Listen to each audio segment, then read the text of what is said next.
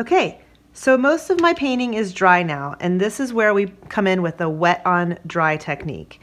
So we're going to add a few bits of wet watercolor into this dry picture to do our final details. I need some darker frames around these window boxes, and I need some light coming through this door, as well as a little dimension for my flower.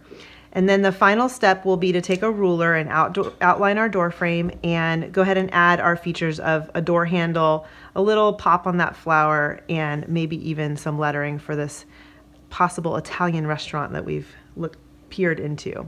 So I'm going to take this coloring, bringing in both my brown and my blue again to create that beautiful gray, and I'm going to add a darker frame to these windows. So this is, again, wet on dry technique, working to add detail and a little bit more texture to your painting.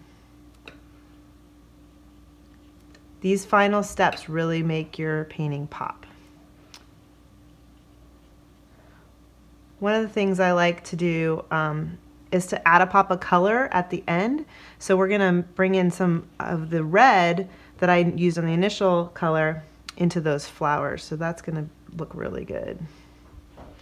And I'm going to use the straight brown and red for the flower box with a little bit of that blue in it. See, we got a nice dark tone here, and I'm going to pull in a little water so that it bleeds nicely. And we start with the darkest tones on the bottom and then just add water to bring it up.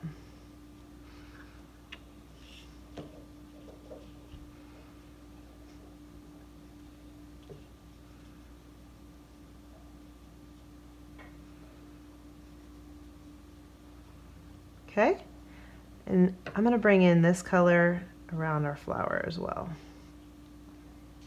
I don't know if this is just like a placard on the door or what. This is the original.